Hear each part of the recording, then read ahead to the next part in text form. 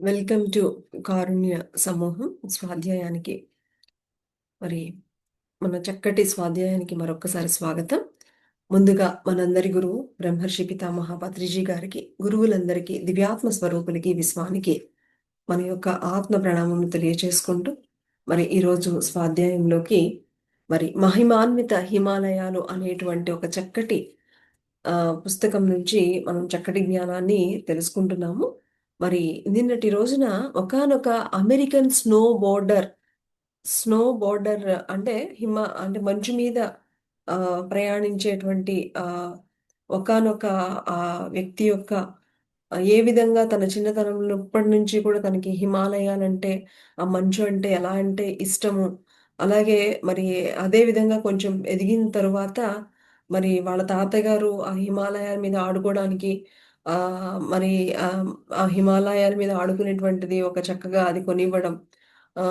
అలాగా దాన్ని తీసుకుని అలాగే హిమాలయాలు అంటే తను అమెరికాలో ఉన్నప్పుడు కూడా అక్కడ మంచులో ఆడుకునేటువంటి తను, ఇక్కడ కాదు నేపాల్‌లో నేను హిమాలయాల దగ్గర ఈ స్నో బోర్డింగ్ చేయాలని చెప్పేసి అక్కడికి వెళితే మరి అక్కడ ఒకానొక స్వప్నంలో ఒకానొక బౌద్ధ సన్యాసి స్వప్నంలో కనబడి అన్నీ చెప్పడం. ఏ విధంగా అయితే స్వప్నంలో కనిపించిన తరువాత అదే విధంగా నిజంగానే తను నెక్స్ట్ డే వెళ్ళినప్పుడు పరిచయం అవ్వడం. ఈ విధంగా మనము నిన్నటి రోజున తెలుసుకున్నాం. ఈరోజు మరి మరికొంత జ్ఞానాన్ని తీసుకుందాం మై డియర్ ఫ్రెండ్స్. సో, మరి నిన్న గురువుగారిని కలుసుకున్న తర్వాత ఇక చాలు ఇంకా ఎక్కువ సేపు ఉంటే గనక ఇక్కడ ఇంకా బాగా చలి బాగా పెరిగిపోతూ ఉంటుంది. ఇక మనం వెళ్ళిపోదామని గురువుగారితో సహా మరి కిందకి వచ్చేస్తూ మరి ఏమి మాట్లాడకుండా చక్కగా ఇద్దరు దిగి వచ్చేస్తూ ఉన్నారనమాట. అక్కడ వినపడే శబ్దం ఏమైనా ఉందంటే అది కేవలము ఘనీభవించిన మంచుపై నడుస్తున్నటువంటి వీళ్ళ వీళ్ళ యొక్క బూట్ల చప్పుడే. ఇంకా అసలక్కడ ఇంక వేరే శబ్దం అంటూ ఏం వినిపించట్లేదు. చివరకు మేము కంకర్ రోడ్డుకు చేరుకున్నాక నేను కాసేపు కింద చతికిల పడి విశ్రాంతి తీసుకున్నాను. అంత ఎత్తు నుంచి ప్రపంచానికే తలమానికమైన హిమాలయాలపై స్నో బోర్డింగ్ చేయడం వలన మరి గత రాత్రి కలలో కనిపించిన బౌద్ధ సన్యాసి నేడు వాస్తవంగా కలుసుకుని పర్వతం కిందకి దిగి రావడం అనేది మరి శారీరకంగా, మానసికంగా ఒక రకమైనటువంటి ఒక గమ్మత్తుగా అనిపించిందనమాట. ఆహ్, మంచుతో కనపడిన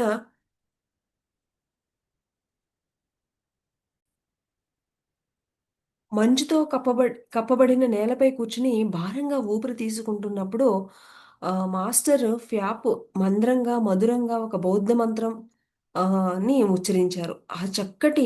ఆ స్వరం వల్ల నన్ను ఎంతో ఉపశమింపచేసింది. వీళ్ళు నడుచుకుంటా వచ్చి ఒక చోట కూర్చోగానే చాలా అలసిపోయినట్లు అలా కూర్చుంటే ఒక మంత్రం జపించారట. అది విన్న వెంటనే ఆ సౌమ్యమైనటువంటి మనోహరమైనటువంటి ఆ చక్కటి మంత్రం వల్ల ఎంతో ఉపశమనం కలిగించినట్టు అనిపించిందట. కాసేపు ఆయన పాట విన్న తర్వాత నాకు చక్కటి విశ్రాంతి, ప్రశాంతత గూడా కలిగింది. నేను లేచి నిల్చుని మాస్టర్ ఫ్యాప్‌తో కలిసి కాట్మండు వెళ్ళే రహదారి వైపు నడక సాగించాను. మాస్టర్ ఫ్యాప్‌తో జతగా నడుస్తుండడం వలన ఆయనను మరింత దగ్గరగా పరిశీలించేటువంటి అవకాశం కలిగింది. దాదాపు 5 అడుగుల ఎత్తులో సన్నగా ఉన్న ఆయన బహుశా ఒక 125 పౌండ్ల కన్నా ఎక్కువ బరువు తూగరు ఉంటారు. నా 6 అడుగుల 3 అంగుళాల ఎత్తు నుంచి చూస్తుంటే క్షవరం చేయించుకున్న ఆయన నున్నటి గుండు స్పష్టంగా కనిపిస్తుంది. జీవితమంతా సముద్ర మట్టానికి అత్యంత ఎత్తులో నివసిస్తూ ప్రకాశవంతమైన సూర్యకాంతికి గురికావడం వలన ఆయన ముఖం చాలామంది నేపాలీ ప్రజల్లాగానే సున్నితంగా ముడతలు పడి ఉంది. అనేక చిన్న సన్నటి రేఖలు ముఖంపై కనిపిస్తున్నప్పటికీ ఆయన ఏమాత్రం అసలు వృద్ధునిలాగానే లేరు. నిజానికి ఆయన చర్మము ఆరోగ్యవంతమైన యవ్వన నిగారింపుతో మెరుస్తుంది. చూడండి మరి ఆహ్ ఆయన చాలా మరి ఇక్కడ మరి అదట్టు హిమాలయాల్లో ఉన్నటువంటి ఆయన అసలు వృద్ధునిలా లేరనమాట. చాలా ఆ యొక్క ఆ తేజస్సు అదంతా గూడా ఆయనలో కనిపిస్తుందనమాట. ఆయ ఆయనకు 70 సంవత్సరాల వయసు ఉంటుందని అనుకుంటున్నాను అని అనుకుంటున్నారీయన. కళ్ళేమో గోధుమ రంగులో ఉన్న ఆయన భావాలను బట్టి రంగు మారుతుందేమో అని నాకు అనిపించింది. కొంతమంది చూడండి వాళ్ళ యొక్క భావోద్వేగాలు బట్టి మారిపోతూ ఉంటుంది కలర్. అలాగా ఆయనకి అనిపించింది. ఆయన తరచూ నవ్వినప్పుడల్లా చక్కటి ముత్యాల్లాంటి ఆ పళ్ళు వరస అమర్చినట్లుగా ఎంతో అందంగా అనిపిస్తుంది. ఆయన ధరించినటువంటి కాషాయ రంగు యోగి వస్త్రాలు పాతవిగా కనిపిస్తున్నాయి. వాటి వర్ణం అసమానంగాను, అక్కడక్కడ సూర్యకాంతికి రంగు వెలిసినట్లుగానూ ఉంది. పొడవాటి మేజోళ్లతో కూడిన చిన్న బూట్లు ధరించి ఒద్దికగా చురుకుగా నడుస్తున్నారు. కొన్నిసార్లు ఆయనతో పాటు వేగంగా నడవడం నాకు కొంచెం ఇబ్బందిగా కూడా కలిగింది. వాళ్ళు బౌద్ధ సన్యాసులు కదా! వాళ్ళకేంటంటే చాలా ఈజీగా నడక ఇవన్నీ అలవాటు ఉంటుంది. మరి ఈయనతో కలిసి నడవడం అంటే ఈయనకి కొంచెం కష్టంగా అనిపించింది. మేము జతగా కలిసి నడుస్తున్న నా దృష్టి అంతా ఆయన కళ్ళ మీదే ఉంది. నేను ఏనాడు మరొకరిలో చూడనట్లుగా ఆయనలో ఒక శక్తి, ఒక ఆత్మజ్ఞానంతో ఆ కళ్ళు మిలమిలా మెరిసిపోతున్నాయి. మాస్టర్ ఫియాక్ పక్కగా నడుస్తూ ఉంటే నాకు ఆయన జన్మజన్మలుగా తెలిసినట్లుగా వింతైన వెంటన ఒక భావన నాకు ఆయనతో నడుస్తూ ఉంటే కలిగింది. మనకి చూడండి కొంతమంది కలిసిన వెంటనే ఎప్పటినుంచో తెలిసిన వాళ్ళలాగా అనిపిస్తుంది. అలాగా ఈ మాంక్ ఇక్కడ ఈయన బౌద్ధ సన్యాసి పక్కన నడుస్తూ ఉంటే ఇది ఇప్పటిది కాదు. నాకు అనేక జన్మల నుంచి నాకు ఈయన తెలుసు అన్నట్లు కలిగిందట. ఆ కారణంగానే ఆయన మేమిద్దరము శీతాకాల జనవరి నెల చివరి రోజుల్లో సాయం సంధ్య వేళ హిమాలయ మార్గంలో కలిసి నడవడం యాదృచ్ఛికం కాదు అని అనిపించింది. ఇదేదో సరదాగా ఏదో యాదృచ్ఛికంగా జరిగిన సంఘటన కాదు అని నాకు ఈయనకి అనిపించిందనమాట. ఇంకా ఏమనిపించిందట, ఎన్నో జన్మలుగా మా ఇద్దరి మధ్య ఏదో ఉంది అని ఈయనకి లోపల నుంచి ఆ భావం కనిపిస్తుందట. అందుకని ఇదేదో సడన్‌గా జరిగినటువంటి అనుభవం కాదు. ఒక పక్కా ప్రణాళిక ద్వారానే ఇదంతా జరిగింది అని అనిపించిందనమాట. మనమిద్దరం త్వరలోనే ఒకరినొకరు సాన్నిహిత్యాన్ని పెంచుకుంటామని అనిపిస్తోంది అని అనగానే ఆ గురువుగారు నవ్వారు. నా గురువుగారైన ఫ్యాజ్ సా హ్మ్. ఏదో ఒకరోజు పొడవైన పాశ్చాత్య యువకుడిని ఆ గొప్ప పర్వతాలపై నేను కలుసుకుంటానని ఎన్నో సంవత్సరాల క్రితమే జోస్యం చెప్పారు. కానీ ఆ సమయంలో నేను వారి వ్యాఖ్యల పట్ల అంత ఆసక్తి చూపలేదని ఒప్పుకోక తప్పదు. ఆయన హృదయపూర్వకంగా నవ్వుతూ అన్నారు. హుహు. ఈయనకి ఈ గురువుగారికి కూడా ఎప్పుడో ఒకానొక వేరే దేశాల నుంచి దేశాల నుంచి వచ్చినటువంటి ఒక యువకుడిని కలుసుకుంటానని నాకెప్పుడో చెప్పారు. కానీ నేను ఇప్పుడు అది ఒప్పుకోక తప్పదు అని చెప్పేసి గురువుగారు గూడా అన్నారన్నమాట. చూసారా? ఎంత అందరికి ఎలా ఇద్దరికీ కోయిన్సిడెన్స్ అన్నమాట ఇవన్నీ. నువ్వు మరోలా భావించినట్లయితే మనం నడుస్తుండగా నా గురించి నీకు కొంచెం చెప్పాలి. ఆ తర్వాత నీకిష్టమైతే రేపు నేను నివసిస్తున్న ఆలయానికి వచ్చి నన్ను కలుసుకోవచ్చు. అది కాఠ్మండు పట్టణ పొలిమేరల్లో పశ్చిమ దిక్కున పర్వత పాదాల్లో ఉంది అని చెప్పారు. నేను నీకు కొంచెం చెప్తాను నా గురించి. నీకు ఓకే అయితే కనుక నువ్వు నేను ఉంటున్నటువంటి ఆలయానికొచ్చి నన్ను కలుసుకోవచ్చు అని గురువుగారు ఈయనతో అన్నారనమాట. నేను కాఠ్మండు రహదారిలో నడుస్తూ ఉండగా మాస్టర్ ఫ్యాప్ తన జీవితాన్ని గురించి క్లుప్తంగా తెలియజేశారు.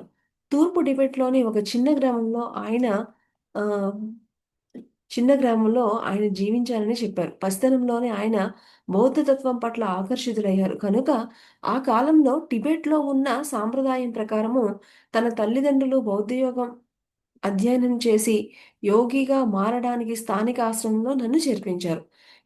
ఈ గురువుగారు నీ చెప్తా అన్నారు కదా! నా గురించి నేను నీకు చెప్తాను కొంచెం అని చెప్పారు కదా! సో, చెప్తున్నానన్నమాట. నేను తూర్పు టిబెట్‌లో ఒక చిన్న గ్రామంలో నేను నివసించాను. అయితే నాకు చిన్నప్పటి నుంచి కూడా ఈ బౌద్ధ మతం పట్ల, ఈ జీవితం పట్ల ఎంతో ఆసక్తిగా ఉండడం మూలాన నన్ను ఇక్కడ మా తల్లిదండ్రులు ఇక్కడ ఆశ్రమంలో నన్ను జాయిన్ చేశారు చిన్నప్పుడే అని చెప్తున్నానన్నమాట. మాస్టర్ ప్యాప్ ఎన్నో సంవత్సరాలు ఆ ఆశ్రమంలో హాయిగా పెరిగానని తెలిపారు. అనుభవజ్ఞులైన యోగులు ఆయనకు బౌద్ధ గ్రంథాలు, ధ్యానము, జ్యోతిష్య శాస్త్రము, టిబెటన్ ఔషధ శాస్త్రము మొదలైనవి బోధించగా, కొందరు యువ సన్యాసుల దగ్గర మరి ఎన్నో బౌద్ధ చర్చలు, కళలు ఎన్నో నేను సాధన చేశానని చెప్పారు. ఇది స్పెసిఫిక్‌గా ఆస్ట్రాలజీ, ఔషధాలు, ఆరోగ్యం గురించి సంబంధించిన ఔషధాలు, ఆహ్, ధ్యానం గురించి ఇవన్నీ గూడా తెలుసుకోవడమే కాకుండా, ఇంకా అక్కడ ఉన్నటువంటి ఆశ్రమంలో బౌద్ధ సన్యాసుల దగ్గర ఇంకా అనేక రకాలైనటువంటి కళలు గూడా ఈయన నేర్చుకున్నాను నేను అని చెప్తుందనమాట. మాస్టర్ ఫ్యాప్ ఎన్నో సంవత్సరాలు మరి ఉన్నారు.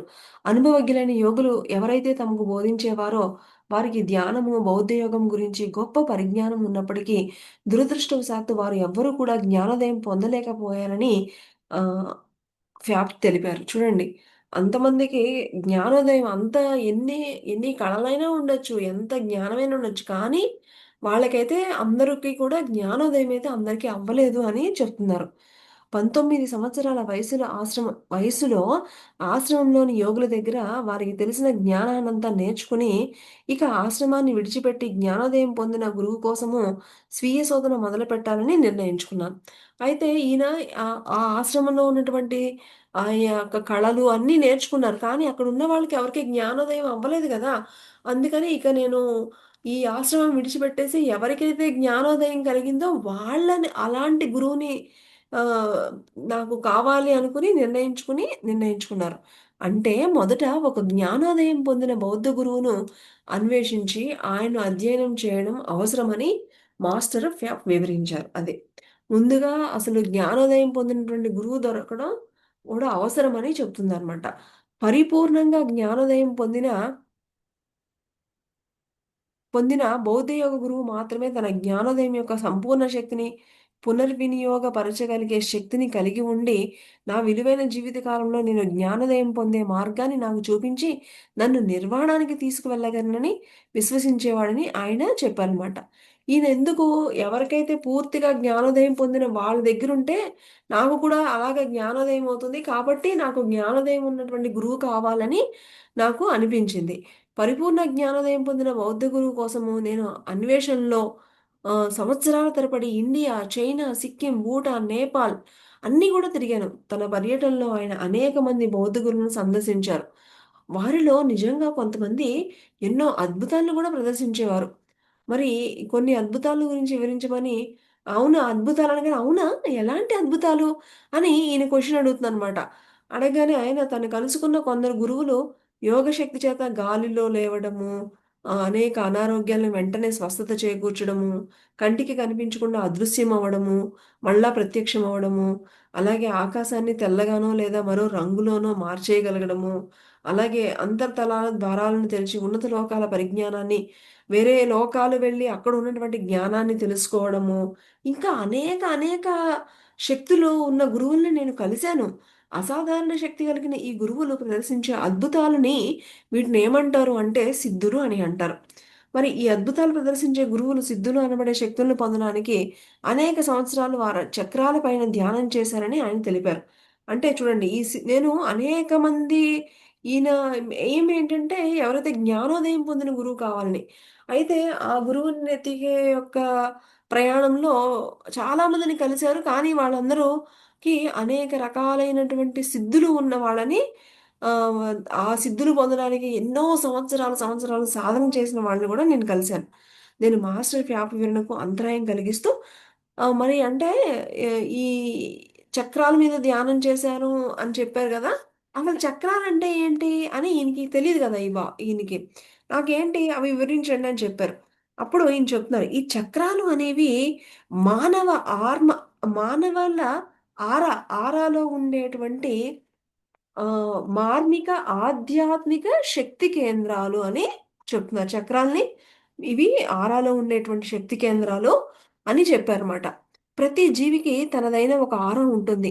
అది భౌతిక శరీరం చుట్టూ వ్యాపించి ప్రతికూల మానసిక శక్తుల బారి నుంచి కాపాడే మానసిక శక్తి క్షేత్రం అని చెప్పారు. ఇంకా ఆయన ఈ ఆరాను శరీరం యొక్క మానసిక వ్యాధి నిరోధక వ్యవస్థగా కూడా వర్ణించారు. ఈ యొక్క ఆరాల ద్వారానే వాళ్ళు బయట ఉండే వాటి ద్వారా రక్షణ కలగడం అవంతా గూడా ఈ యొక్క ఆ యొక్క చక్రాల యొక్క తీరు మీదే ఇది అంతా ఉంటుంది. వారి యొక్క వ్యాధి నిరోధక శక్తి కూడా వీటి మీద ఆధారపడి ఉంటుంది అని కూడా చెప్పారు. ఒక వ్యక్తి యొక్క చక్రాల్లో అతీంద్రియ శక్తులు దాగి ఉన్నాయి అని, వాటిని సిద్ధ గురువులు ధ్యాన సాధన సమయంలో ఉత్తేజపరుచుకుని, తమలో ఉద్దీపనం చేసుకున్న తరువాత అద్భుతాలు ప్రదర్శించడానికి ఉపయోగిస్తారని మాస్టర్ ఫియాక్ తెలిపారు. చూసారా? ఈ అతీంద్రియ శక్తులట ఈ చక్రాలలోనే దాగి ఉన్నాయని చెప్తున్నారు. ఇవి ఏంటంటే ఎంతో సాధన చేసిన తర్వాత ఆ సిద్ధ గురువులేంటంటే వాటిని ఉత్తేజపరుచుకుని వాటిని ప్రదర్శిస్తూ ఉంటారు అని చెప్పారనమాట. ఓ బౌద్ధ గురువు దృక్కోణం నుంచి వీక్షించి మాస్టర్ ఫ్యాప్ తెలియజేసే ఏమిటి అంటే సిద్ధులను కలిగి ఉండడం, సిద్ధ గురువుగా ఉండడం అనేది నిజంగా గొప్ప యోగ సాధనే అయినప్పటికీ, అది జ్ఞాన ప్రకాశంలో జీవించడం లేదా జ్ఞానోదయం పొందడంలో సమానం కానే కాదు అని చెప్పారు. ఇంత ఇంత సాధన చేసి ఇంత సిద్ధులు పొందినా కూడా అవేమీ కూడా జ్ఞానోదయం దాంతో సరితూగలేవు అని చెప్తున్నారు. సాధారణంగా అనేక మంది వారి చక్రాలను ఉత్తేజపరుచుకుని అద్భుతాలను ప్రదర్శించే సిద్ధ గురువులను మరి ఆమ్, గాఢ ధ్యాన స్థితిలోకి శూన్యంలోకి చేరే జ్ఞానోదయం పొందిన గురువులతో పోల్చి తికమక పడిపోతూ ఉంటారు అని చెప్తున్నారు. చూడండి ఇక్కడ ఇద్దరు గురువుల్ని చెప్తున్నారు. ఒకళ్ళు ఏంటంటే సిద్ధ గురువులు. అంటే గనక అనేక సిద్ధులు కలిగినటువంటి గురువులు. అంటే వాళ్ళు ఏంటంటే గాలిలో తేలడము, ఏవో కొన్ని సిద్ధులుంటాయి కదా! ఒక వ ఒక పువ్వు నుంచి మల్లె పువ్వు వాసన, ఏ వాసన కావాలంటే ఆ వాసన తెప్పించడం. ఇలాగా రకరకాలు ఉన్నాయి గదా! మనము ఆహ్, తెలుసుకున్నాం గదా! గత స్వాధ్యాయాల్లో గూడా. అలాగా అలాంటి గురువులు ఉంటారు. అలా కాకుండా ఇంకెవరుంటారట గాఢ ధ్యాన స్థితిలోకి శూన్యంలోకి వెళ్ళిపోయి జ్ఞానోదయం పొందినటువంటి గురువులు ఉంటారు. ఇలాగ 2 రకాల గురువులుంటారు. కానీ వీళ్ళిద్దరిని పోల్చుకుని తికమక పడిపోతూ ఉంటారు అని అన్నారు. సో, వాళ్ళు వేరు, వీళ్ళు వేరు. వాళ్ళు సిద్ధులున్న గురువులు వేరు, జ్ఞానోదయం పొందిన గురువులు వేరు అని చెప్తున్నారు.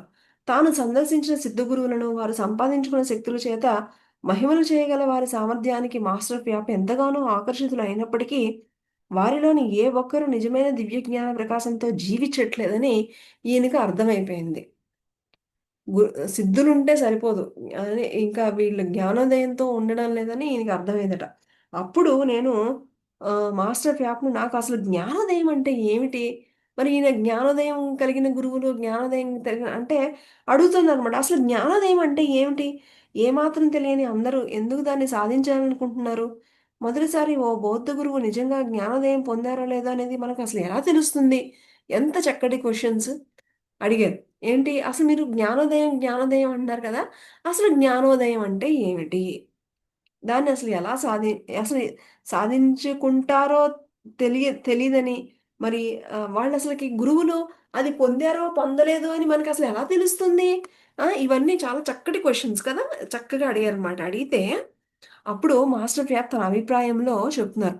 ఒక బౌద్ధ గురువు నిజంగా జ్ఞానోదయం పొందారో లేదో కనిపెట్టడానికి 2 పరిస్థితులు ఉన్నట్లు తెలిపారు. చూడండి చాలా మొదటి పరిస్థితి ఏమిటి అంటే, గురువు ధ్యాన నిమగ్నులై ఉన్నప్పుడు ఆయన ఆర మనోహరమైన, ప్రశాంతమైన బంగారు వర్ణంలోకి మారిపోతుంది. జ్ఞానోదయం పొందినటువంటి యొక్క గురువు యొక్క ఆరా ఎలా ఉంటుందట?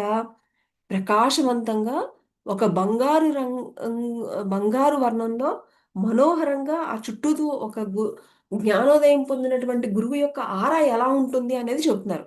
అంటే మనము ఒక జ్ఞానోదయం పొందిన గురువు శరీరం చుట్టూ వ్యాపించిన బంగారు వెలుగులను నిజంగా చూడగలమంటారా?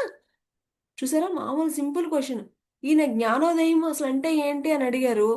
అడిగితే జ్ఞానోదయము పొందితే గనక ఆ గురువు చుట్టూతో బంగారపు ఆరా ఉంటుంది. చాలా మనోహరంగా ఉంటుంది అని చెప్పారు. అవునా?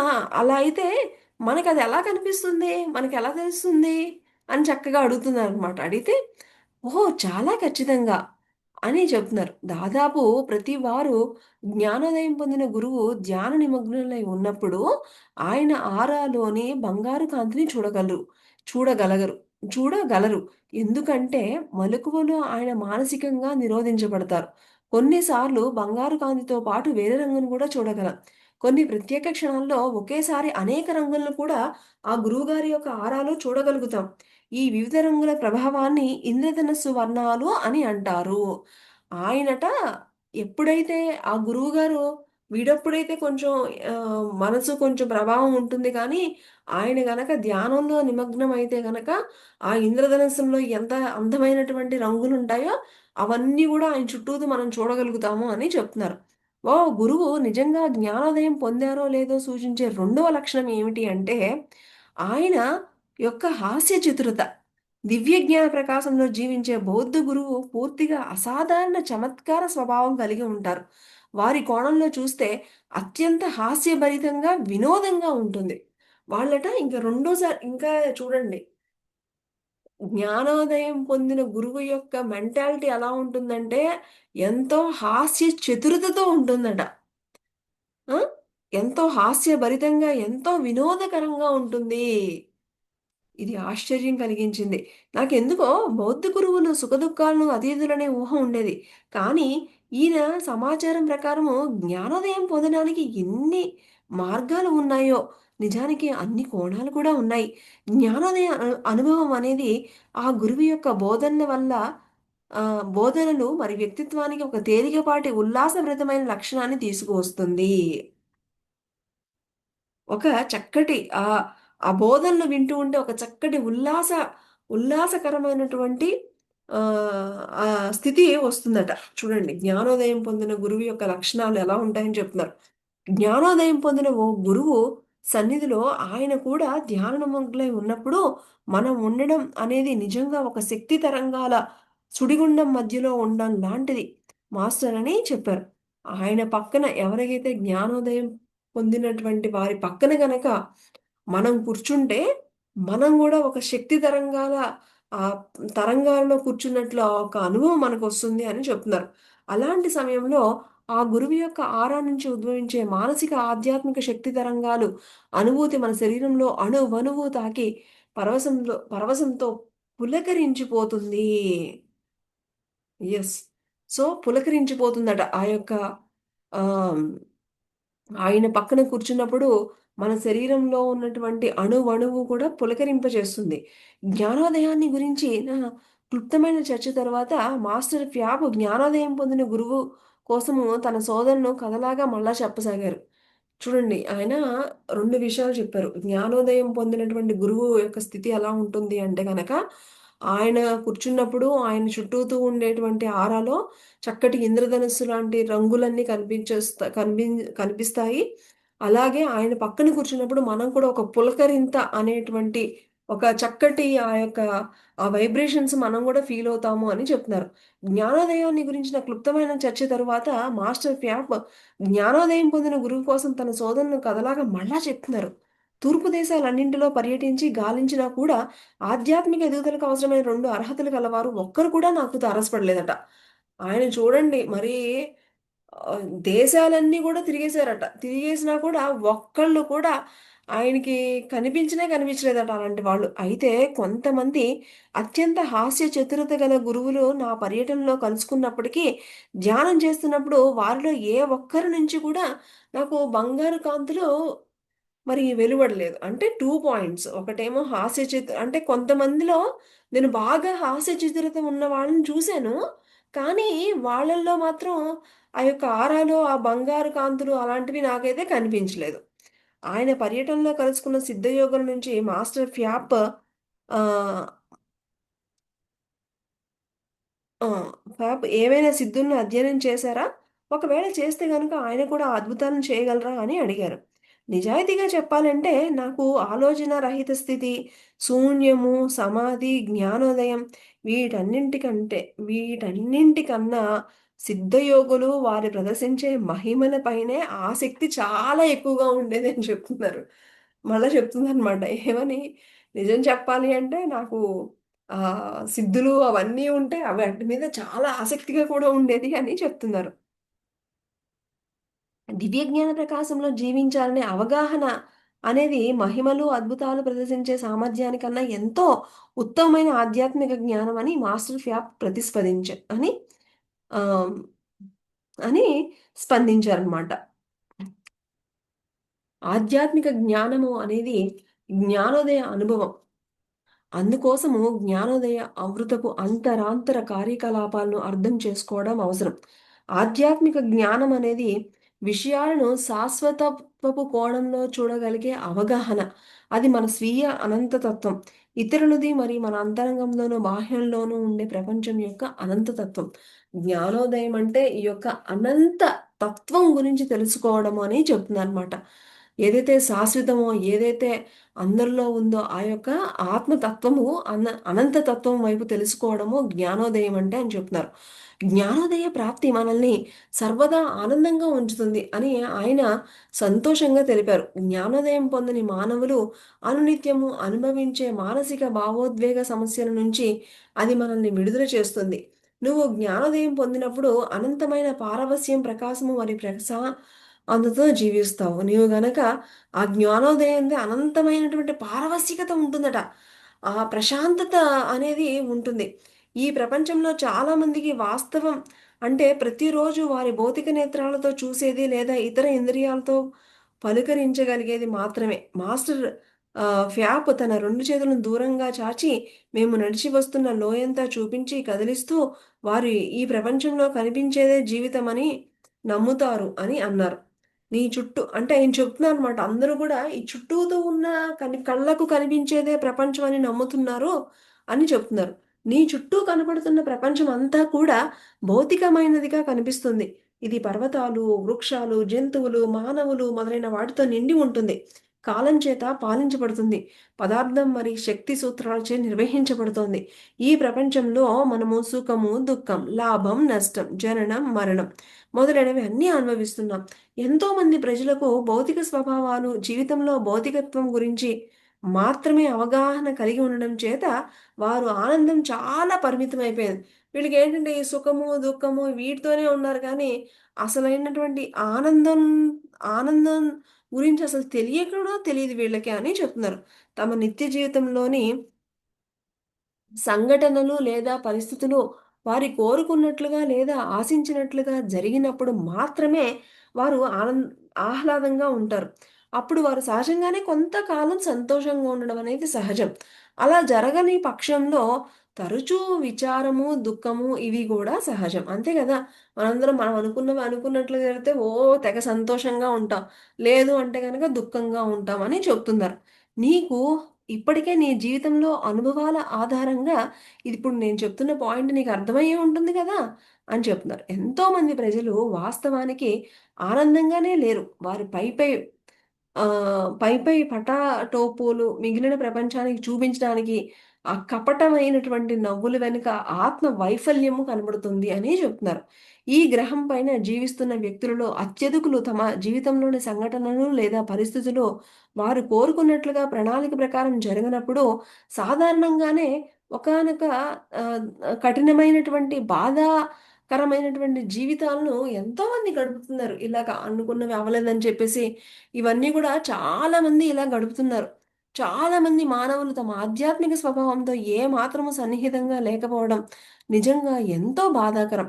మాస్టర్ ఫ్యాప్ స్వరంలో వాస్తవ ధోరణి ధ్వనిస్తుండగా తమ అంతరంలో ఉన్న తలాలను గురించి ఏ అవగాహన లేకుండా కనీసం ప్రతి వ్యక్తికి ఒక ఆత్మజ్ఞానము మరి ప్రకాశంతో విరజల్లే ఓ అంతర్గత కేంద్రం ఉంది అని అది దాదాపు 10,000 ప్రపంచాలను పోలి ఉంటుంది. దాని సహజ స్వభావం శూన్యమని, పారవస్యమని, పరిపూర్ణ ఆనందమని గుర్తించలేకపోతున్నారు.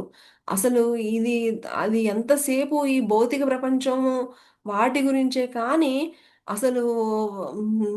అసలు ఒక శూన్యము, ఒక పారవస్యము, ఒక పరిపూర్ణమైనటువంటి ఆనందము ఉందని అసలు ఎవరు తెలుసుకోలేకపోతున్నారు అని చెప్తున్నారు. కానీ మాస్టర్ ఫ్యాప్ నేను వెంటనే అడ్డుకున్నా. చాలామంది ప్రజలకు ఆత్మ గురించి తెలుసు గదా! చాలామంది ఆత్మ, ఆత్మ అని మాట్లాడుతూ ఉంటారు గదా! అని ఈయన చూడండి ఎంత చక్కటి క్వెషన్స్ అడుగుతున్నారో మరి ఈయన. అవును. ఆయన బదులిచ్చారు. కొంతమందికి తెలుసు తమకు ఓ ఆత్మ ఉందని. కానీ ఇప్పుడో, అప్పుడో ఓ పూజారో లేదా సన్యాసో మీకు ఓ ఆత్మ ఉందని చెప్పినందువల్ల కాకుండా వారికి ఆత్మ స్వయంగా అనుభవంలోకి వచ్చిన తరువాత అనుక్షణం దానితోనే లీనమై ఉండి ఆత్మ యొక్క శక్తిని, జ్ఞానాన్ని, సౌందర్యాన్ని, ఆనందాన్ని, దివ్యజ్ఞాన ప్రకాశాన్ని నిత్య జీవితంలోకి తీసుకురావాలి అని చెప్తున్నారు. అంటే తెలుసు చాలా మందికి తెలుసు ఆత్మ గురించి. కానీ దాన్ని వాళ్ళ యొక్క నిత్య జీవితంలోకి ఆ శక్తిని అదంతా గూడా ఆ యొక్క జ్ఞానాన్ని అదంతటిని గూడా తీసుకురావాలి అని చెప్తున్నారు. మానవులు ఆత్మ వైఫల్యంతో బాధపడుతున్నారు. ఎందుకంటే వారు సృష్టి యొక్క పారవస్యం నుంచి వైదొలిగి ఉన్నారు. జ్ఞానోదయం అనేది ఆత్మ యొక్క స్వచ్ఛమైన ప్రకాశాన్ని అనుభవించడం. Excellent point my dear friends. జ్ఞానోదయం అనేది ఆత్మ యొక్క స్వచ్ఛమైనటువంటి ప్రకాశాన్ని అనుభవించడం. అంటే కేవలము జీవించడానికి అవసరమైన ఓ మేధోపరమైనటువంటి లాభం మాత్రమే కాదు. అత్యంత పురాతనమైన, విజ్ఞానదాయకమైన శాశ్వత భాగంలోకి ప్రత్యక్షంగా, శక్తివంతంగా ప్రవేశించడం. మనము ప్రకాశించే జీవులం. చెప్తున్నారు. ఇంకా ఆ మాస్టర్ చెప్తున్నారనమాట. మనము అశాశ్వతమైన భౌతిక శరీరాల లోపల జ్ఞాన ప్రకాశంతో తయారు చేయబడ్డాం. స్వీయ శరీర కాంతి అదే నేను అని చెప్తున్న ఆత్మ అత్యంత సత్యమైన భాగం. ఎందుకంటే ఇది శాశ్వతంగా ఉండిపోతుంది. భౌతిక శరీరంలో పాటు అది మరణించదు. దానికి నాశనం లేదా క్షయం అనేది లేదు. ప్రతి జీవితం యొక్క ముగింపు తర్వాత అది పునర్జన్మ అనే ప్రక్రియ ద్వారా మరో కొత్త శరీరంలోకి ప్రవేశిస్తుంది. ఆ తరువాత ఆ ఆత్మ యొక్క జీవిత చక్రం కొత్త అవతారంలోకి మళ్ళా జీవిస్తుంది. ఎందుకు ఇవన్నీ చెప్తున్నారు ఈయన? ఎందుకంటే ఈ ఈ అమెరికన్ ఒకానొక యువకుడు ఈ స్నో బోర్డ్ ఈ చేయడానికి వచ్చినటువంటి ఈ యువకుడికి అసలు ఏ మాత్రము ఆత్మజ్ఞానం గురించి ఏమీ తెలియదు. అందుకనే చక్కగా అడుగుతున్నాడు. అసలు జ్ఞానోదయం అంటే ఏంటి? వాళ్ళని ఎలా గుర్తించవచ్చు? ఆ! ఇవన్నీ కూడా చక్కగా అడిగి తెలుసుకుంటున్నారనమాట. అలాగే అంటే చెప్తున్నారు జ్ఞానోదయం అంటే గనక వాళ్ళ చుట్టూతో కూడా ఒక వాళ్ళ యొక్క ఆరా ఎప్పుడు బంగారు కాంతితో ఉంటుంది. వాళ్ళు ఎప్పుడు సీరియస్‌గా ఉండకుండా చక్కటి హాస్య చతురతతో ఉంటారు. అలాగే వాళ్ళు ఆ యొక్క ఆహ్, వాళ్ళ వాళ్ళ అసలు జ్ఞానోదయం అనేది ఆత్మ అంటే అసలు ఆత్మ అంటే తనకి అసలు ఏం తెలీదు గదా! అందుకని ఆత్మ అంటే శాశ్వతమని, అలాగే భౌతిక శరీరం అంటే అశాశ్వతం అని చెప్పేసి చెప్తూ ఈ యొక్క జ్ఞానంతో అన్నీ అన్నీ సరైన విధంగా జీవించేవాడే జ్ఞానోదయం పొందిన వ్యక్తి అని చెప్పేసి చక్కగా క్లియర్‌గా చెప్తుందనమాట. మనందరం గూడా అదే చెప్తాను. మనందరి శరీరాల్లో కూడా ఆ యొక్క జ్ఞాన ప్రకాశంతో తయారు చేయబడ్డాము అని ఈ యొక్క ఆత్మ, శరీరము, భౌతిక శరీరం గూడా గురించి కూడా ఈయనకి చెప్తుందనమాట. ప్రతిరోజు మన మనసు మరి ఇంద్రియాలతో అనుభూతి చెందే ప్రపంచం కాకుండా దానిని మించి లెక్కలేనన్ని ఇతర లోకాలు, తలాలు ఉన్నాయి. గాఢ ధ్యాన స్థితిలో నీ ఆలోచనలు మౌనము వహించిన తరువాత, నీ భావోద్వేగాలు శాంతించిన తరువాత నువ్వు అక్కడికి అంతర్యానం చేసి ప్రకాశము మరి పరిపూర్ణత్వంలో వెలసిల్లే నీలో ఉన్న అంతర్లోకాలు, తలాలు అనుభూతి చెందవచ్చు అని చెప్తున్నారు. ఇంకా ఆహ్, అంటే చెప్తున్నారు. ఎప్పుడట నీ యొక్క గాఢ ధ్యాన స్థితిలో నీ ఆలోచనలు పూర్తిగా మౌనం వహించిన తరువాత, నీ భావోద్వేగాలన్నీ గూడా శాంతించిన తరువాత, అక్కడ నువ్వు అంతర్యానం చేసి పరిపూర్ణ తత్వంలో వెలిసిల్లే నీలో ఉన్న అంతర్లోకాలు అన్నీ అనుభూతి చెందొచ్చు అని చెప్తున్నారు. ఈ లోకంలో కానీ, మరే లోకాల్లో కానీ, భౌతిక తలంలో కానీ, లేదా సూక్ష్మ తలాల్లో కానీ జ్ఞానోదయం నిర్వాణాన్ని సరితూగగల అనుభూతి మరొకటి లేనే లేదు. అది అత్యున్నత పారవస్య స్థితి అని చెప్తున్నారు. మనందరికీ కూడా మనసు గురించి తెలుసు. ఆ మనసు అది కావాలి, ఇది కావాలి అని చెప్తూ ఉంటుంది కాబట్టి మనసు గురించి తెలుసు. అలాగే ఈ పంచేంద్రియాలు, పంచభూతాలు కానీ వీటిలన్నిటికీ మించి నువ్వు ఒకానొక ఆ యొక్క చక్కటి నీ యొక్క మౌనం, నీ ఆలోచనలన్నీ కూడా మౌనం వహించిన తరువాత, నీ భావోద్వేగాలన్నీ గూడా శాంతించిన తరువాత ఇంకా అప్పుడు నువ్వు ఆ పరిపూర్ణ తత్వంలో ఆ యొక్క చక్కటి పారవస్య స్థితిని ఆహ్, పొందవచ్చు అని చెప్తుందనమాట. ఈ ఈ యొక్క యువకుడికి, ఈ అమెరికా నుంచి వచ్చిన యువకుడికి ఈ బౌద్ధ సన్యాసి చెప్తున్నారు. ఇంకా ఏమని చెప్తున్నారు? మాస్టర్ ఫ్యాప్ మౌనం దాల్చారన్నమాట. అలా చెప్తూ ఇంక మౌనంగా ఉన్నారు.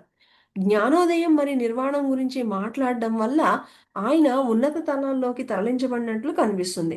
ఆయన పక్కగా నడుస్తుంటే ఆయన పూర్తిగా తన శరీరంలోనే లేరని విచిత్రమైన భావనలో నాలో కలిగింది.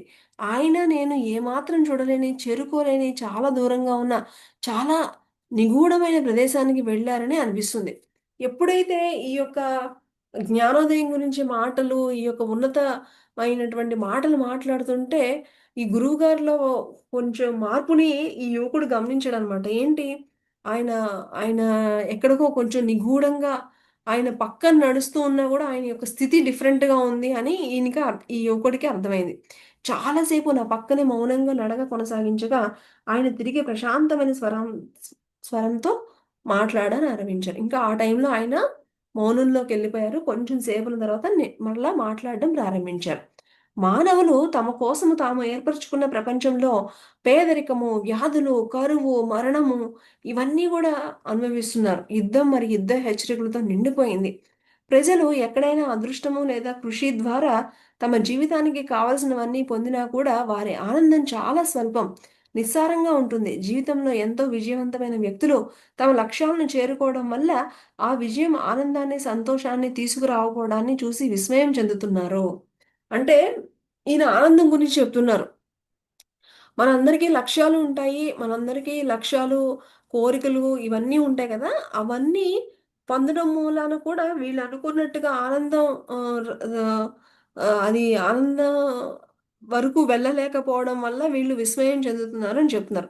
అలాగే అదృష్టవంతులు కూడా వారి లక్ష్యాలను చేరుకుని సంతోషంగా ఉండాలని ప్రయత్నిస్తున్నప్పటికీ, అనునిత్యము తాము పొందిన కోల్పోతామేమో అనేటువంటి మరొక భయం. కష్టపడి సంపాదించుకుని మళ్ళా అవన్నీ ఎక్కడ పోతాయేమో అని భయం. సంపన్నులు కూడా ఎల్లప్పుడూ సంతోషంగా కూడా ఉండలేకపోతున్నారు. సంపద కూడా వారికి ఖచ్చితంగా ఓ తాత్కాలికంగానే అని అయిపోయింది. వాళ్ళు కష్టపడుతున్నారు, సంపాదిస్తున్నారు. కానీ అది కూడా ఏంటంటే ఒక తాత్కాలికం అయిపోయిందనమాట. భావోద్వేగ, మానసిక బాధలను, వ్యాధి లేదా మరణాన్ని నిరోధించడం లేదు. ఎవ్వరు గూడా అంతే కదా! ఎంత చేసుకున్నా చివరికి వ్యాధులు తప్పట్లేదు, బాధలు తప్పట్లేదు, ఈ మరణము తప్పట్లేదు. వారు కూడా మరి ఒంటరితనము అలాగే మనం ఎంతో ఆత్మీయులనుకునేటువంటి వారి యొక్క మరణము, వృద్ధాప్యము ఇలాగ చిరాకు, విసుగు వంటి వాటిని ఎదుర్కొంటూనే ఉన్నారు. సంపన్నులు పేదవారి కన్నా మిన్నగా పదార్థ, వస్తు, వాహనాలు ఉపయోగించుకోగలరేమో కానీ, వారు ఆధ్యాత్మిక హీనమైన దరిద్రపు జీవితాల్ని గడుగుతున్నారు. అంటే చూడండి చెప్తున్నారు. ఒకవేళ పేదరికం కాగదు, కొన్ని కోట్ల ఉన్నాయి అనుకున్నా కూడా ఆహ్, వాళ్ళు భౌతికంగా ఏదో చాలా గంభీరంగా ఉన్నప్పటికీ కూడా, వాళ్ళలో కూడా ఈ యొక్క ఆధ్యాత్మిక హీనమైనటువంటి జీవితమే ఉంది అని చెప్తున్నారు. మనము ఈ జీవిత కాలంలో పొందే లేదా సాధించే ప్రతి దానికి పరిశీలన కాలం చేతిలోనే ఉంది. మనం అన్ని సంపదలు, మనం ప్రేమించే వ్యక్తులు, మరి భావాలతో సహా అన్నీ శాశ్వత తత్వం నుంచి అత్యల్ప పరిమిత కాలం కోసం మాత్రమే మనకు ఇవ్వడం జరిగింది. మనము ఏవైతే పొందుతున్నామో ఇవన్నీ గూడా కొంచెం ఒక పరిమితమైనటువంటివే. కానీ అసలైనటువంటి శాశ్వతత్వము, ఆనందం మాత్రం ఇవ్వలేకపోతున్నాయి. మీరు దీర్ఘాయుష్షుతో జీవిస్తే మీ ప్రియమైన స్నేహితులు, బంధువులు మరణాలను చూడవలసి ఉంటుంది. మీ శరీరము వయసుడికి సౌందర్యము, తేజస్సు కోల్పోయి మీ సామర్థ్యాలు వాడిపోతాయి. మీ భౌతిక విజయాలు అన్నీ ఒకప్పుడు మీకెంతో ముఖ్యమైనవి, గొప్పగా అనిపించినవి కూడా కొన్ని రోజుల తర్వాత అవి మారిపోతాయి. అంతే గదా! ఇప్పుడు ఇది చాలా చక్కటి ఆహ్, ఓకే. మనం ఒక 100 ఏళ్ళు, ఒక 120 ఏళ్ళు, 150 ఏళ్ళు మనం బతుకుదాము అని అనుకున్నా, మనతో పాటు మన ఎంతో ఇష్టమైనోళ్ళు, మన కుటుంబంలో వాళ్ళందరూ గూడా చనిపోతుంటే మళ్ళా మనకి బాధగా ఉంటుంది. అయ్యో! నాకంటే చిన్నవాళ్ళు, నాకంటే ఇలా వెళ్ళిపోతున్నారు అనేటువంటి బాధ. అంతే గాకుండా మనలో గూడా మన యొక్క శక్తి సామర్థ్యాలు ఇప్పుడు చూడండి మనకి 20లో ఉన్న శక్తి 40, 50లోకొచ్చేసరికి ఉండదు. సో, డెఫినెట్‌గా మారిపోతూ ఉంటుంది. ఒకప్పుడు ఎంతో సక్సెస్ అని పరిగెత్తిన వాళ్ళు కొన్ని రోజులకి ఆ సక్సెస్ అనేది ఉండదు. అవన్నీ గూడా విజయాలన్నీ గూడా మళ్ళా పోతాయి. మళ్ళా ఇవన్నీ గూడా గతంలో మళ్ళా ఉండవు. ఎప్పుడూ ఉండవు ఇవన్నీను. మీ జీవిత చరమాంకంలో మీరు బహుశా ఒక వృద్ధాశ్రమంలోనో, లేదా వారసుల గృహంలోనో, ఓ వెనుక గదిలోనో, ఒక చిన్న గదిలోనో ఏదో ఒక శరీరపు బాధలతో బాధపడుతూ ఉంటారు. చూడండి మీరు అంతే కదా! చివరికి ఎంత కష్టపడినా చివరికి వృద్ధాప్యం వచ్చేటప్పటికి ఏదో ఒక గదిలో కూర్చొని, ఏదో ఒక మూల గదిలోనో, ఏ వృద్ధాశ్రమంలోనో తప్పట్లేదు. అలాగే తనువు చాలిస్తున్నారు. ఈ భూమిపై నువ్వు ప్రేమించిన వ్యక్తి ఉపయోగించిన వస్తువు యొక్క ఈ భూమిపై నువ్వు ప్రేమించిన వ్యక్తి ఉపయోగించిన వస్తువు యొక్క అనివార్య వినాశనం మీ జీవితం యొక్క చివరి రోజుల్లో ఇంకా దుఃఖాన్ని జరుస్తుంది. మనం ఎంతో ఇష్టమైన వాళ్ళు మనకి ఆ వృద్ధాప్యంలో వాళ్ళు చనిపోయారు. మనం ఎంతో ఇష్టమైన వాళ్ళంటే ఇంకా మరీ బాధాకరమట. ఇకసలు తట్టుకోలేరట అని చెప్తుందనమాట. ఇంకా అలాగే మీరు ఏదైతే ఉపయోగించిన వస్తువులు ఇక పూర్తిగా ఇంక మనం పాడైపోయాయన్నా ఇవన్నీ కూడా చాలా ఆవేదన కలిగిస్తూ ఉంటాయి. అంటే ధ్యాన సాధన చేసి ఆనందము, జ్ఞానము పొంది తీరవలసిందే. సో, ఫైనల్‌గా ఈ యొక్క ఈ అమెరికా వచ్చినటువంటి ఈ యువకుడికి తనేదో సరదాగా మంచు పర్వతాల్లో ఆడుకుందాం గదా! అని వచ్చినటువంటి ఈ యువకుడికి ఒకానొక బౌద్ధ సన్యాసి కనిపించడం, కనిపించి అసలు ఏ మాత్రము అసలు ఆధ్యాత్మిక జ్ఞానం అంటే అసలు ఏ మాత్రము తెలియని ఆ యువకుడికి చక్కగా చెప్తున్నారు. ఆ యువకుడు కూడా అడుగుతున్నాడు అసలు జ్ఞానోదయం అంటే ఏంటి? అసలు జ్ఞానోదయం పొందినటువంటి గురువులు ఎలా గుర్తించొచ్చు? అలాగే సిద్ధ గురువులు అంటే ఎవరు? వాళ్ళకి మీకు తెలిసినటువంటి ఏమన్నా సిద్ధులు మీరు ఎవరినైనా చూసారా? ఆ, అలాగే అంటే అప్పుడు ఈ యొక్క గురువుగారు అన్నీ చెప్తుందన్నమాట. అసలు నువ్వేమనుకుంటున్నావు? నువ్వు నీ యొక్క జీవితం ఒక్కసారి పరిశీలించుకో. పరిశీలించుకుంటే గనక నీకు ఏవైతే నువ్వన్నీ పొందుతున్నావో అవన్నీ కూడా పరిమితమే, టెంపరరీనే. నువ్వు ఎంత ఒకానొక వృద్ధాప్యం వచ్చిందంటే ఏదో ఒక మూలగదిలో కూర్చుని ఆ యొక్క అనారోగ్య బాధలతో బాధపడుతూ ఉండడం తప్పించి నువ్వు ఎంత సంపాదించినా ఎంత పేరు ప్రతిష్టలు వచ్చినా అన్నీ కూడా అవన్నీ కూడా జీరో అయిపోతాయి. చివరికి అందరూ ఎక్కడ రావాల్సింది ధ్యానమే. ధ్యానం నేర్చుకోవాల్సిందే, జ్ఞానోదయం పొందవలసిందే అని చెప్తున్నారు.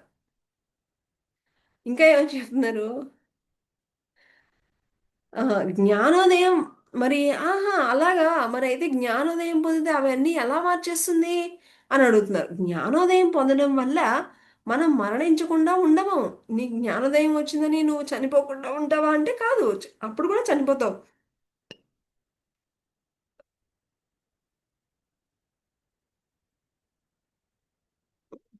ఇంకా ఏమని చెప్తున్నారు?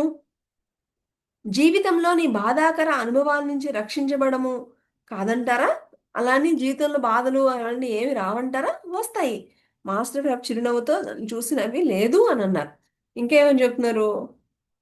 జ్ఞానోదయము నిన్ను నీ ప్రస్తుత భౌతిక శరీరంలో శాశ్వతంగా జీవించేలాగా చెయ్యదు. జ్ఞానోదయం పొందినంత మాత్రాన నువ్వు నీ శరీరంలో శాశ్వతంగా ఉండిపోతావని అనుకుంటున్నావేమో. అలా ఏమీ కాదు.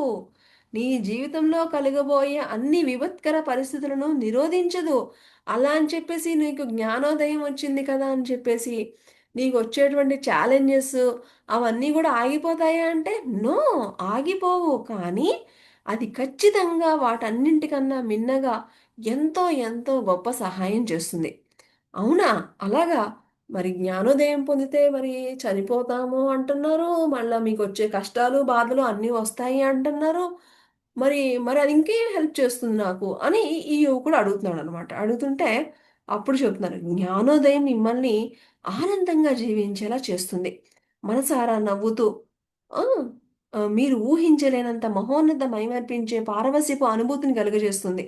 అంతఃపరిధిలో నిర్వాణ పదాల కర్మ, జ్ఞానోదయ, అమృతపు పరిజ్ఞానం మీకు ప్రతి దాన్ని ఒక నూతన దృక్కోణంలో చూసే విధంగా మీకు ఆ యొక్క జ్ఞానోదయం మీకు చూపిస్తుంది. జ్ఞానోదయం పొందని ప్రజానీకం తమ నిత్య జీవితంలో ఎదుర్కొనే కష్టసుఖాలు, లాభ నష్టాలు మొదలైన ప్రతి సామాన్య అనుభవాల నుంచి అతీతంగా మిమ్మల్ని తీసుకెళ్తుంది. కానీ ఆ యొక్క జ్ఞానోదయం మిమ్మల్ని వాటన్నిటికీ కూడా అతీతంగా తీసుకువెళ్తుంది అని ఇంకా చెప్తుందన్నమాట. ఇంకా ఏమని చెప్తున్నారు? వాతావరణం ఆహ్, వాతావరణం చల్లబడుతోంది. ఇప్పటి వరకు ఏ కార్లు, ట్రక్కులు మమ్మల్ని అసలు ఎక్కడ ఒక్కటి కూడా రాలేదట. మరి కొన్ని నిమిషాల కిందకి అలా నడుస్తూ వచ్చిన తరువాత మా మధ్య ఉన్న నిశ్శబ్దానికి భంగం కలిగిస్తూ నేను మాస్టర్ ఫ్యాప్‌ను జ్ఞానోదయం గురించి క్లుప్తంగా నిర్వచించమని మళ్ళా కోరాడు. ఇంకా క్లారిటీ, ఇంకా క్లారిటీ అనమాట. నాకింకా కొంచెం ఇంకా జ్ఞానోదయం గురించి నాకు ఇంకొంచెం చెప్పరా అని చక్కగా అడుగుతున్నారు. ఆయన నిలువెల్లా ఊగిపోయేలాగా బిగ్గరగా నవ్వుతూ నాకు జ్ఞాపకం ఉన్నంత వరకు ఆయన చెప్పింది ఇక్కడ వ్రాస్తున్నా అని ఆయన చాలా చెప్పారు. నాకు ఏదైతే బాగా ఎక్కిందో అది నాకు తెలిసిందంతా నేను మీకు చెప్తున్నాను అని చెప్తున్నారు. జ్ఞానోదయం అంటే ఏ మాత్రము మానసిక సవరణలు లేకుండా జీవితం యొక్క పరిపూర్ణ అవగాహన. ప్రతి దాని యొక్క అనుభవం. భిన్న పరిధుల తలాల ప్రపంచాల మరి ప్రతి వాస్తవం యొక్క అనుభవం. అది మనస్సును నిర్వాణంలో మమేకం చేసినప్పుడు కలిగే ఆత్మైక అనుభూతి.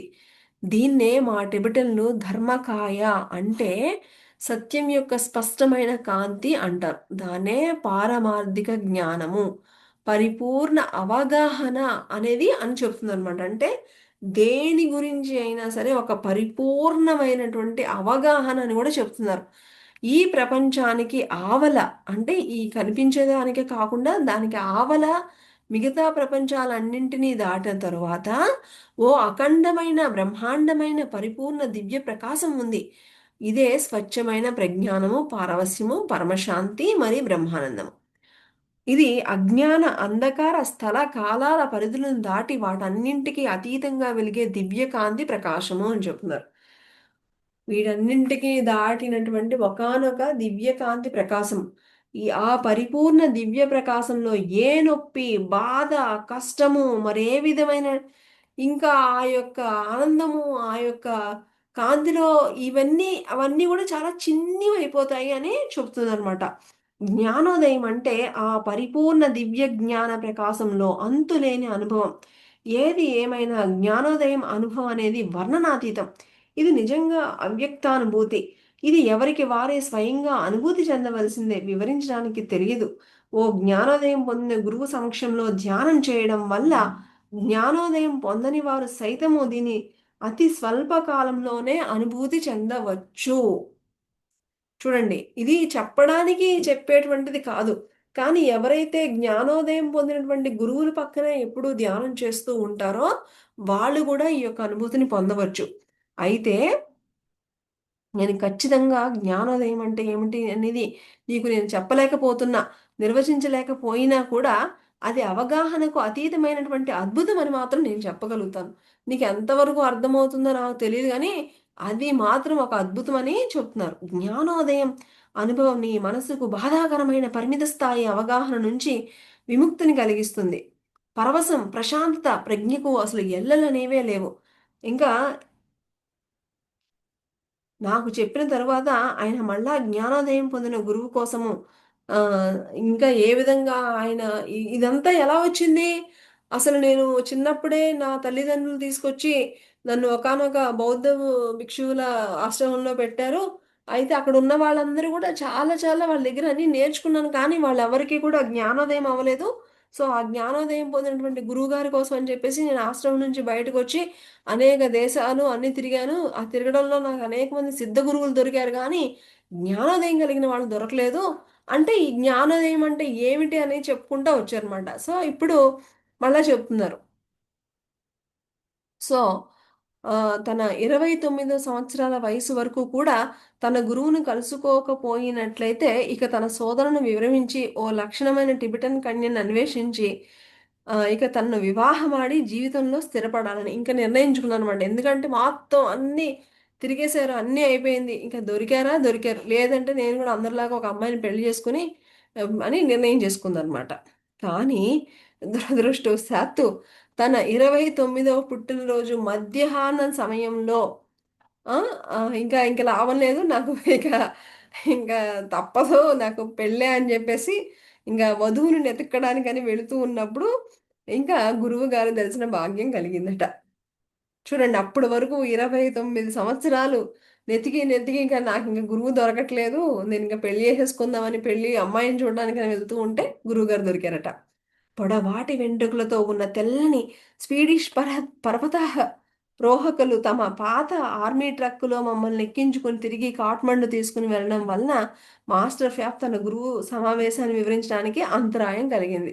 సో వీళ్ళు నడుచుకుంటూ వెళ్తున్నారు కదా! ఈ లోపల వేరే వాళ్ళొచ్చి వీళ్ళిద్దరిని వాళ్ళ ట్రక్ ఎక్కించుకుని వెళ్ళడంలో కొంచెం అంతరాయం కలిగింది మళ్ళా చెప్పడానికి.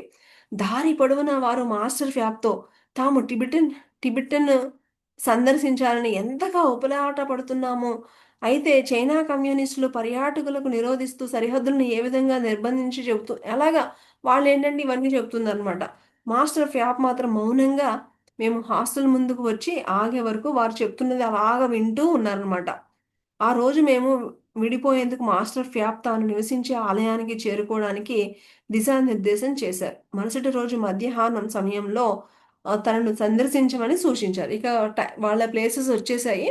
ఇద్దరు దిగిపోయారు. సో, నెక్స్ట్ నన్ను ఇలాగ కలుసుకోవచ్చు అని గురువుగారు చెప్పారు. ఆయనకి ఏం చెప్పాలో ఈయనకి అర్థం అవ్వలేదు. నేను నేపాల్ వచ్చింది హిమాలయాల్లో సర్ఫింగ్ చేయడానికి. అంతేకాని ఓ బౌద్ధ భిక్షుతో జ్ఞానోదయం గురించి మాట్లాడుతూ సమయాన్ని ఏంటి ఇలా వృధా చేసేస్తున్నాను. అసలు నేనెందుకొచ్చాను?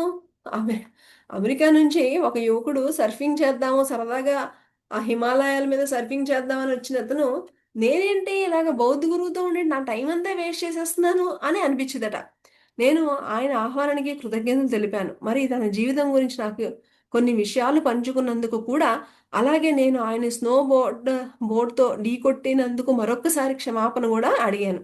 కానీ నేను నా మనసులో ఆయన మరుసటి రోజు కలుసుకోవాలనే ప్రతిపాదనకు సుముఖంగా లేను. ఎందుకంటే ఆయన కలుసుకోమన్నారు కానీ నేను అసలు ఇక్కడికి ఎందుకు వచ్చాను, చక్కగా అలాగా హిమాలయాల్లో సర్ఫింగ్ చేయడానికి వచ్చాను, నేనేంటి ఇలా టైం వేస్ట్ చేసేస్తున్నా అనిపించింది కదా. సో ఇంకా ఏం వెళ్తానులే అని అనుకున్నాను అనమాట. ట్రక్లో నుంచి కిందకి దిగి ఆ ఆ డ్రైవర్కి వాళ్ళందరికీ కూడా బాయ్ చెప్పేసి ఆ మాస్టర్ ఆయన నివసించే ఇంకా అక్కడ నుంచి దిగిపోవడం జరిగిందనమాట. ఈ విధంగా ఆ, ఆ రోజు గడిచిపోయింది. సో ఆ, ఈరోజు ఇంతటితో మరి టైం ఎంత అయింది? ఓకే. ఓకే ఫ్రెండ్స్, మరి ఇది ఈరోజు మన స్వాధ్యాయంలో ఆ, తెలుసుకున్నటువంటి గొప్ప జ్ఞానం. చూడండి, మనకి గత జన్మల సంస్కారం ఉంటే గనక మనకి ఇష్టం లేకపోయినా అలా గురువులు తారసపడుతూ ఉంటారు. మనకు వద్దు అన్నా కూడా జ్ఞానం అలాగే వచ్చేస్తుంది. ఆ మరి ఈయనేమో హిమాలయాల్లో సరదాగా సర్ఫింగ్ చేద్దామని చెప్పేసి వెళ్తే, ఈయనకేమో మొత్తం అసలు జ్ఞానోదయం అంటే ఏంటి, ఆ గురువులు జ్ఞానోదయం అంటే వాళ్ళ చుట్టూ బంగారు కాంతి ఉంటుంది, వాళ్ళు ఎప్పుడు హాస్య చిత్రులతో ఉంటారు, వాళ్ళు వేరు సిద్ధ గురువులు వేరు. అసలు సిద్ధ గురువులు అంటే ఏదో ఒక వాళ్ళ యొక్క అనంతమైన ధ్యాన శక్తిని ఉపయోగించి వాళ్ళ చక్రాలను యాక్టివేట్ చేసుకుని కొన్ని కొన్ని సిద్ధులు పొందుతారు. కానీ ఈ సిద్ధ గురువులకి జ్ఞానోదయం పొందిన గురువులకి చాలా తేడా ఉంటుంది. సో ఇలాగా ఈ విషయాలన్నీ కూడా ఈయనకి కొత్తగా ఈయనకి ఇంట్రెస్ట్ లేకపోయినా కూడా ఆటోమేటిక్గా అవన్నీ కూడా ఆయనకి ఆ జ్ఞానం అలాగా గురువు గారిని కలవడం, ఆ యొక్క ఇన్ఫర్మేషన్ అంతా రావడం, మళ్ళా గురువు గారేమో మళ్ళీ నెక్స్ట్ డే కూడా నువ్వు కావాలంటే కలవచ్చు, గురువుగారే ఏమీ అడగకుండా నేను నా గురించి చెప్తానని చెప్పేసి ఆయన గురించి అంతా కూడా ఈయనకి చెప్పడము, మళ్ళా కలవమని చెప్పడము. ఏదో సరదాగా కలిసాము అయిపోయింది, మళ్ళా నేను ఎందుకు కలుస్తానని అనుకున్నారు. కానీ చూద్దాం మరి ముందు ముందు మళ్ళా గురువు గారిని అలా ఏ విధంగా మరి తారసపడతారు, ఎలాగా కలుసుకుంటారు అనేది రేపటి స్వాధ్యాయంలో కలుసుకుందాం. Thank you.